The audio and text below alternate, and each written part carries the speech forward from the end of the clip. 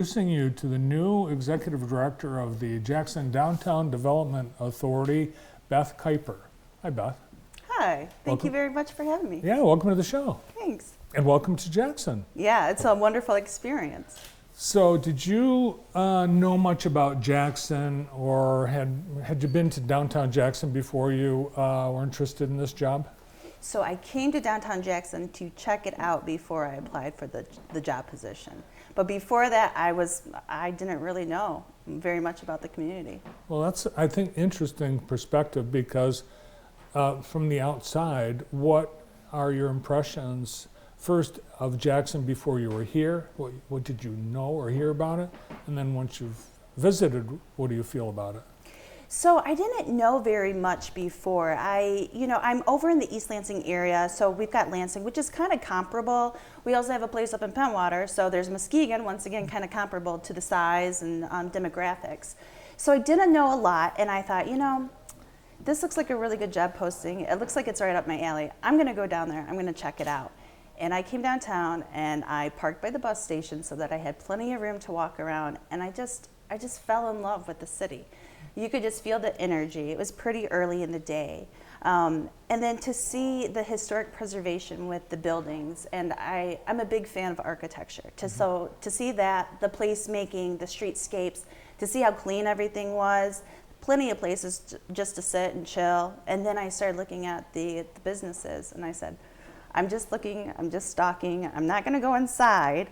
And then I walked past Nevermore Decor Store, and I was like, oh, that wallpaper, I have to go in. So then I started talking to people. It's like when you grab something at the store and then you grab a cart. It was that sort of thing. So I spent a good couple of hours down here, and I started speaking to the shop owners, and I felt so welcomed. Everyone was just so kind, and they make their own products, and they wanted to talk to me about this. And they were they didn't know that I was on a mission to find out anything about the downtown. So it was very organic, very genuine. Nice. Well, you have some experience as the DDA Executive Director in your hometown of Owasso. Correct. What are some of the things that maybe you saw or did while in Owasso that you think might be something that could happen in Jackson? So I really should back up a little bit. I started as a volunteer in Owasso. So it was really good that when I did get to that point of the executive director, I knew the community really well. I understood the process. And I see that in Jackson as well too. If you look at within City Hall, you see where people have kind of progressed and they know the different roles, so there's that respect there. So with Owasso, we really focused on a transformation strategy that was about downtown, building up the residential units, so that second story and third story, looking at that, so mixed use. And then also we looked at the day trip destinations. So because of the proximity of expressways and just different highways, having somebody come in for the whole day and then looking what are all the things that we could offer? Stop and get coffee, then go over to a shop, then end up having dinner somewhere, and then wrap up for a nightcap or another shop would be great as well too. So we have similar issues here. We do need more downtown housing. And as you've probably already discovered or heard, grocery shopping is a need for a downtown, particularly as more people are living downtown. Oh, absolutely. Yes, that's been on the radar. That's been mentioned to me many times. And what's nice is that not only if you have that downtown resident, so then you have those service positions the restaurants stay busy longer. Then you have the grocery store. You have services such as hair and nails, things that are every day. More boutique shopping, and then you have more people downtown later, reduce crime, and then it's always a positive. It's just a positive domino effect at that point. The downtown district is actually divided by the railroad tracks, and that has been a sore subject for those on the east side of the tracks. They feel like the ugly stepsister of downtown Jackson. What do you think can be done to unify the east end of downtown with the central part of downtown, and how do you view those two pieces? Sure. So I'm glad that you mentioned that, because actually we had a meeting yesterday over on the East Michigan corridor, and those that were interested came out and talked and gave us their opinion and their point of view, and it was pleasant. You know, I wasn't sure what I was going to walk into, and it was really positive. I felt really good at the end of the day from it. So I met with some developers, I met with business owners. I didn't have any residents from the area, but that's okay. I mean, it's something that we can work on. And the way that I view this is that the East Michigan corridor, we're not going to try to shove them into what downtown is doing. They can do what they need to do. Like, we're there to support. So what do you see for your events? What do you see for your facades? These are the programs that we offer. So it's the programs that like encompass more of the facade, more of the grants. But we also have other grant money available as well too through the MEDC. So just making those available and then talking one-on-one with folks. So I do have some follow-up meetings after this as well too, you know, within the coming weeks to talk about that and just how do we view this? We've got time and we've got support, so let's do it.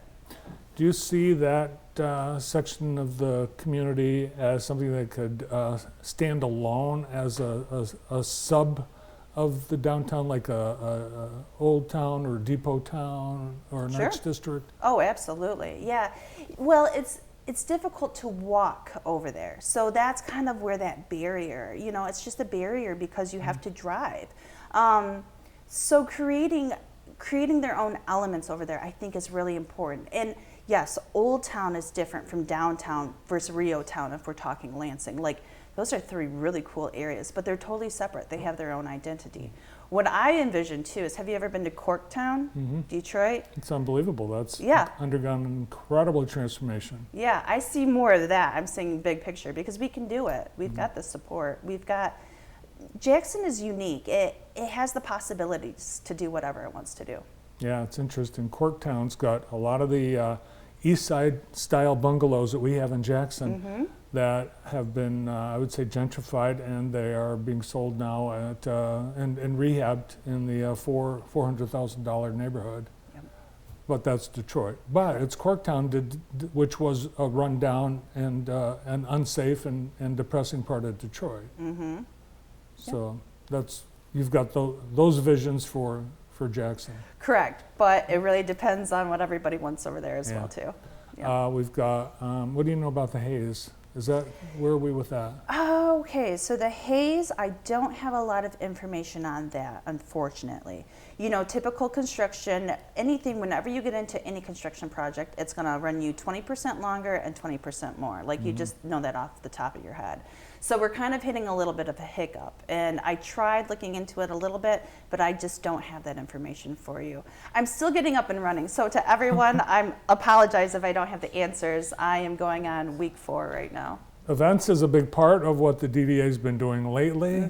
You want to continue that? Yes, correct. So events are a huge portion of this job, and it's nice because the events, they're very inclusive.